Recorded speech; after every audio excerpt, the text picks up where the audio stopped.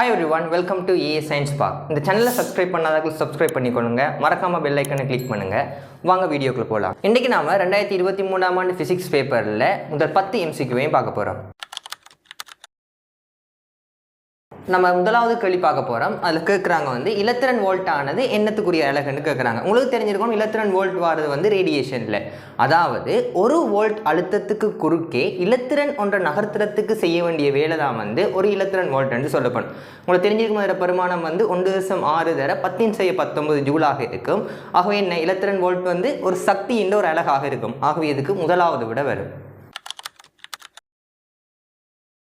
Right, இப்போ நம்ம ரெண்டாவது கேள்வி பார்க்க போகிறோம். அதில் சொல்கிறாங்க கேபிட்டல் எம் கமா ஸ்மால் எம்மெண்டை ரெண்டு சீரான கோளங்களை ஆர் இடைத்தூரத்தில் வைக்கக்குள்ள அதில் சேமிக்கப்பட்டிருக்கிற ஈர்ப்பழுத்த சக்தி என்னன்றாங்க கேள்வி. உங்களுக்கு இதில் விளங்கோணம் இங்கே சேமிக்கப்பட்டிருக்கிற ஈர்ப்பழுத்த சக்தி என்றது நம்ம இந்த ரெண்டு திணிவுகளையுமே முடிவிலிருந்து கொண்டு வைக்கக்குள்ள அதில் என்ன அதாவது கொண்டு வரத்துக்கு நாங்கள் செய்கிற வேலை தான் அந்த இடத்துல ஈர்ப்பழுத்த சக்தியாக சேமிக்கப்பட்டிருக்கும். இப்போ பார்ப்போம், இங்கே என்ன கேபிட்டல் எம் ஸ்மால் எம் ரெண்டும் ஆர் தூரத்தில் இருக்குது.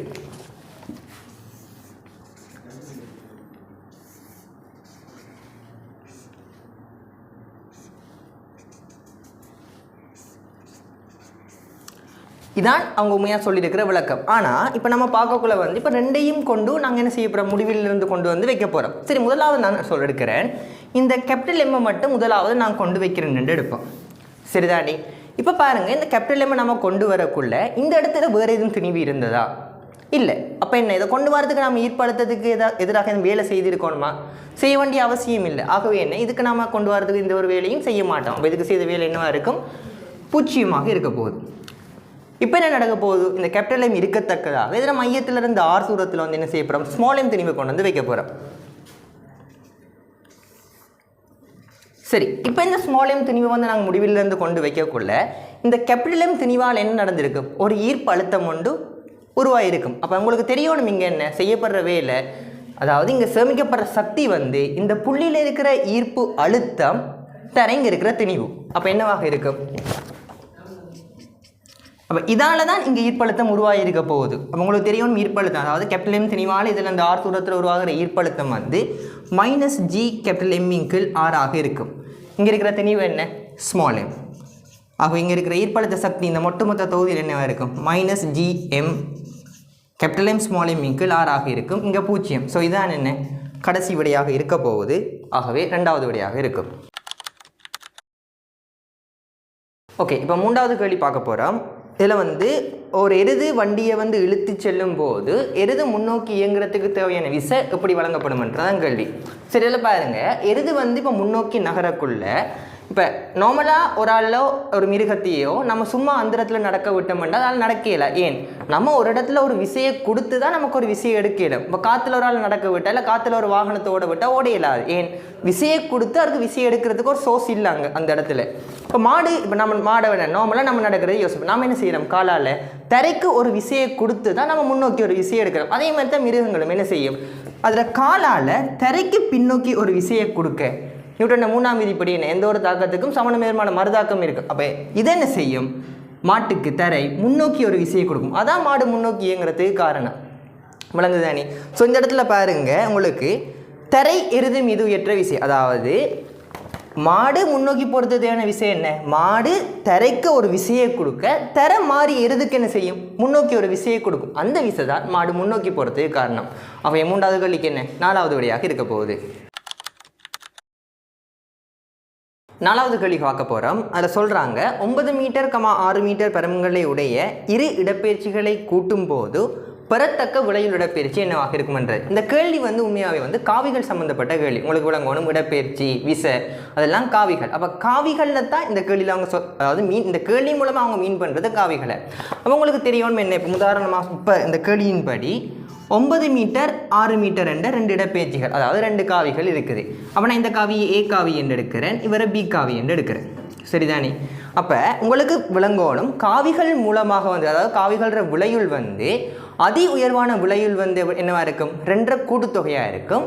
இழிவு விளையுள் என்ன, 2 வித்தியாசமாக இருக்கும். அப்போ இதில் என்ன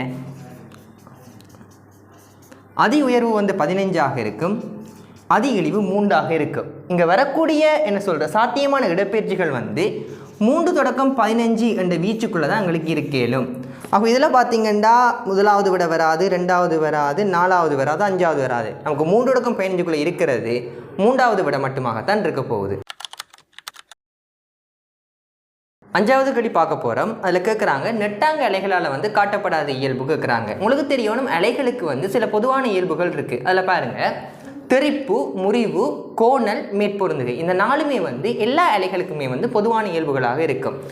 அந்த முனைவாக்கம் என்றது வந்து குறுக்கிழைக்கு மாத்திரம் உரிய ஒரு இயல்பாக இருக்கும். இந்த முனைவாக்கம் என்று சொல்கிறது என்னென்று பார்த்தீங்கன்னா, இப்போ பல திசைகளுக்குள்ளால் செல்கிற அலைகளை வந்து ஒரு திசையினூடாக செலுத்துறதா வந்து முனைவாக்கம் என்று சொல்லப்படும். இப்போ இந்த விடையில் பாருங்கள், நான் சொன்னேன்னா தெறிப்பு, முறிவு, கோணல் இருக்குது. ஆனால் மேற்பொருந்துகை இல்லாமல் தலையீடுன்ற ஒரு விடை இருக்குது. சரியானே? இந்த தலையீடு என்றது பார்த்தீங்கன்னா இது மேற்பொருந்துகையிட ஒரு வகையாக இருக்கும். மேற்பொருந்துகைக்குள்ளே 3 விடயங்கள் இருக்குது. தலையீடு, அடிப்பு, நிலையான அலை, இந்த 3மே எதுக்குள்ளே வரப்போகுது? மேற்பொருந்துகைக்குள்ளே வரப்போகுது. ஆக இதில் உங்களுக்கு நெட்டாங்கலைகளால் காட்டப்படாத எத்தனையாவது விடையாக இருக்க போது? 5வது விட முனைவாக்கம். அது குறுக்கலையால் மாத்திரம் காட்டப்படுற ஒரு இயல்பாக இருக்கும். 6வது கேள்வி பார்க்க போகிறோம். அதில் சொல்கிறாங்க, ஒரு கரும்பொருளின் தனி வெப்பநிலை வந்து 2 மடங்காக்கக்குள்ள அதிலிருந்து ஓரலகு பரப்பளவில் ஓரலகு நேரத்தில் வந்து கதிர்க்கப்படும் சக்திக்கு என்ன நடக்குமெண்டு உங்களுக்கு தெரியணும். ஸ்டெஃபன்ட விதிப்படி ஒரு கரும்பொருளுண்ட வந்து அலகு பரப்பளவிலிருந்து அலகு நேரத்தில் அதில் காணப்படுற சக்தி அந்த தனி வெப்பநிலையில் வந்து 4ஆம் மடங்குக்கு நேர்விதி சமனாக இருக்குமா? உங்களுக்கு விளங்கணும் என்ன? இங்கே இ நேர்விதி சமன் டீன்ற 4ஆம் அடுக்காக இருக்க போகுது. அப்போ இங்கே என்ன செய்கிறாங்கன்னு கேட்டால், தனி வெப்பநிலையை வந்து 2 மடங்காக்குறாங்க. அதாவது டீயை 2 மடங்காக்கினாங்கண்டா இப்போ 2T இருக்க போகுது. அப்போ இதுன்னு 4ஆம் அடுக்குக்குள்ள என்ன வரப்போகுது? 16 டீன்ற 4 வரும். அப்போ எத்தனை மடங்காக இருக்கும்? 16 மடங்காக இருக்கும். ஆக இதில் பார்த்தீங்கன்னா 4வது விடையாக இருக்க போகுது. 7வது கேள்வி பார்க்க போகிறோம். அதில் கேட்குறாங்க, இலக்க சுற்றுகளில் வந்து டிரான்சிஸ்டர் பயன்படும் போது அவை தொழிற்படுபவை. உங்களுக்கு இதில் விளங்கணும், இலக்க சுற்றுக்கள் என்று சொல்கிறது 2 நிலைத்த சைகைகளை வச்சு தொழிற்படுறது தான் இலக்க சுற்றுக்கள். அதாவது நமக்கு நார்மலாக தெரியும் 1 0 அதை வச்சு தான் இந்த இலக்க சுற்றுகள் தொழிற்படும்.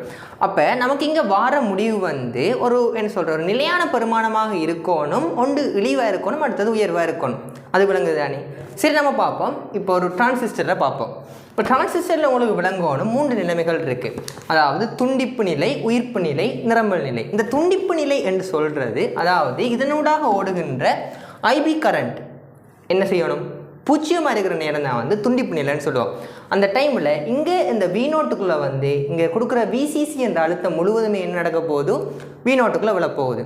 அடுத்தது உயிர்ப்பு நிலை. உயிர்ப்பு நிலையில் என்ன நடக்க போகுது? அது V0 பெருமானம் மாறி கொண்டு இருக்கும். அப்போ நமக்கு விளங்கணும், இங்கே நமக்கு என்ன இலக்க சுற்றுக்களில் வந்து 2 நிலையான பெருமானம் இருக்கணுமெண்டா இந்த மாறி கொண்டுக்கிற உயிர்ப்பு நிலை என்ன செய்யலாது? கண்டிப்பாக இந்த டிரான்சிஸ்டர் வந்து இலக்க சுற்றுகளில் பயன்படுறதுல வந்து இது பங்களிப்பு செலுத்தாது. அடுத்தது பார்ப்போம் நிரம்பல் நிலை. இந்த நிரம்பல் நிலை என்று சொல்கிறது, அதாவது இந்த VCEக்குள்ளாக விழுற அதாவது அழுத்தம் வந்து VCE அழுத்தம் வந்து 0 இருக்கிற நிலைமை தான் வந்து நிரம்பல் நிலைன்னு சொல்லுவோம். இப்போ நமக்கு பாருங்கள், ஒன்று என்ன சொல்லணும்? 1 வரணும், 0 வரணும் இலக்க சுற்றுகள். அதாவது ஒன்று அதி உயர்வாக இருக்கணும், அடுத்து அதி தாழ்வாக இருக்கணும். இப்போ நம்ம பார்த்தோம்னா துண்டிப்பு நிலைமைக்குள்ளே வந்து இதுக்குள்ளே விழுற அழுத்தம் எப்படி இருக்க போகுது? அதி உயர்வாக இருக்க போகுது. அப்போ இது 1 இருக்கும். நிரம்பல் நிலையில் என்ன நடக்க போகுது? இதுக்குள்ளே விழுற அழுத்தம் குறைவாக இருக்க போகுது. அதாவது ஒரு குறைஞ்ச ஒரு பெருமானமாக நிலையான பெருமானமாக இருக்க போகுது. அப்போ அது என்னவாக இருக்கும்? 0 இருக்கும்.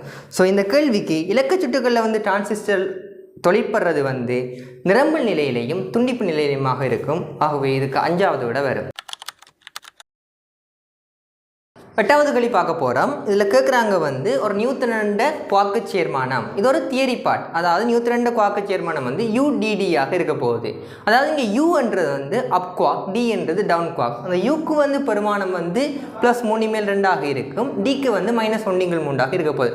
உங்களுக்கு தெரியும் நியூட்டனோட சார்ஜ் என்ன? 0. இப்போ பாருங்க, UDD என்று போடக்குள்ள 3/2 -1/3 -1/3 என்னவாக வருது? 0. நியூட்டனோட சார்ஜ் என்ன? 0 தானே. ஆக இதுக்கு விட வந்து 2வது விடையாக இருக்க போகுது. 9வது கேள்வி பார்க்க போகிறோம். அதில் கேட்குறாங்க, ஒரு லட்சிய வாயுவிண்ட வந்து தரப்பட்ட திணிவின் அமுக்கம் மாறாமல் பேணப்படக்குள்ள வந்து தனி வெப்பநிலை அடர்த்தியோடு எப்படி மாறும்னு தான் இந்த கிராஃப் எப்படி வரும்னு கேட்குறாங்க. ஸோ பாருங்கள், PV7 NRTலேருந்து நம்ம எண்ணுக்கு பதிலாக வந்து திணிவிங்கள் சார்முள்ள கூட்டு திணிவை போட்டோம்டா வந்து நம்ம கடைசியாக நிறைவு என்ன? ரோசமன் PMங்கள் RTன்னு நமக்கு வரப்போகுது. சரி, இப்போ நமக்கு கேட்டது என்ன? ரோவுக்கும் டீக்குமான கிராஃப், அதாவது YH வந்து ரோ வரணும், XH வந்து T வரணும். அப்போ நம்ம என்ன செய்வோம், இந்த இப்போ எங்கே இருக்குது T வந்து இங்கே சைட் 1/T இருக்குது. ஸோ நம்ம மாற்றுறதுக்காக நான் T எங்கால் எடுக்கிறேன். எனக்கு வரப்போகுது ரோ T சமன் TM/R வரப்போகுது. உங்களுக்கு தெரியும் என்ன, R வந்து அகில வாயு மாறிலி, அது மாறப்போறல. நமக்கு தந்திருக்காங்க வந்து அமுக்கம் மாறாமல் இருக்குன்னு தந்திருக்காங்க. எம்ன்றது என்ன, சார்மூல கூட்டுத்தனிவு, சார்மூல கூட்டுத்தனிவு மாறப்போறல. அப்போ உங்களை விளங்கணும், இது Y, இது X, இந்த பெருமானம் மாறுதா, மாறல. அப்போ இது ஒரு மாறிலியாக இருக்க போதும். XY சமன் மாறிலி என்று வருமாண்டா அது என்ன பேட்டர்ன், செங்கோண அதிபர வழியாக இருக்கணும். ஆகவே இந்த விடைக்குள்ளே பார்த்தீங்கன்னா 5வது விட பொருத்தமாக இருக்கும். 10வது கேள்வி பார்க்க போகிறோம். அதில் கேட்குறாங்க உங்களுக்கு 3 வெப்பவியல் செயல்முறைகளை தந்துட்டு அதில் எந்தெந்த சந்தர்ப்பங்களில் எல்லா வெப்ப சக்தியுமே வந்து வாயுவினால் செய்யப்பட்ட வேலையாக இருக்குமன்றதான் கேள்வி. அப்போ உங்களுக்கு விளங்கணும், எல்லா வெப்ப சக்தியும் இங்கே வேலையாக மாறி இருக்குன்னா உங்களுக்கு முதலாவது தெரிஞ்ச சமன்பாடு டெல்டா Q சமன் டெல்டா U சக டெல்டா W. அப்போ இங்கே ஒட்டுமொத்தமாக இங்கே வாயுக்கு கொடுத்த வெப்பமும் வேலையாக செய்யப்படுமெண்டா இங்கே அர்த்தம் என்ன, டெல்டா U வந்து 0 இருக்குது. அதான் இங்கே மெயின். நம்ம இந்த கேள்வியை பார்த்தோன்னே ஒரு ஆளுக்கு விளங்க வேண்டியது, இந்த கேள்வியில் டெல்டா U வந்து எதுக்கு 0 வரும் என்றதான் விளங்கணும். சரிதானே. முதலாவது பார்ப்போம், ஒரு சமவெப்ப செயல்முறை. சமவெப்ப செயல்முறை எல்லாருக்கும் தெரிஞ்ச விஷயம். சமவெப்ப செயல்முறையில் என்ன, வெப்பநிலை மாறாமல் இருக்கும். ஆகையால் என்ன, PV பெருக்கம் மாறாது. அப்போ அந்த இடத்துல எப்படி இருக்க போகுது, டெல்டா U மாறிலியாக இருக்க போகுது. ஆகவே A என்றது சரியாக இருக்கும். Bயை பாருங்கள், மாறா கனவளவு செயல்முறை. உதாரணத்துக்கு நம்ம ஒரு PV கிராஃபை பார்ப்போம். மாறா கனவளவு செயல்முறை என்றால் கனவளவு மாறாமல் இருக்க அமுக்கம் கூடிக்கொண்டு போகிறது.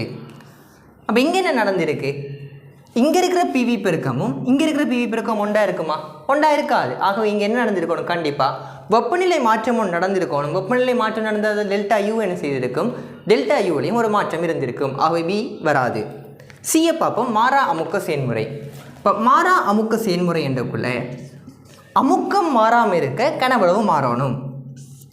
இப்போ இங்கே என்ன நடக்கும், இங்கேயும் அதே விளக்கம். இப்போ இங்கே இருக்கிற PV பெருக்கமும் இங்கே இருக்கிற PV பெருக்கம் ஒன்றா இருக்குமா, இருக்காது. இப்போ PV பெருக்கம் மாறி இருக்கண்டா கண்டிப்பாக என்ன நடந்திருக்கணும், வெப்பநிலையில் ஒரு மாற்றம் நடந்திருக்கும். வெப்பநிலையில் ஒரு மாற்றம் நடந்திருந்தால் டெல்டா U 0 இருக்குமா, இருக்காது. ஆகவே இந்த ABC 3லையும் Aல மட்டும்தான் டெல்டா U வந்து 0 இருக்கும். ஆகவே அந்த சந்தர்ப்பத்தில் மட்டும்தான் என்ன, டெல்டா Q வந்து டெல்டா Wக்கு சமனாக வரும். ஆகவே இந்த கேள்விக்கு முதலாவது விடையாக இருக்கும்.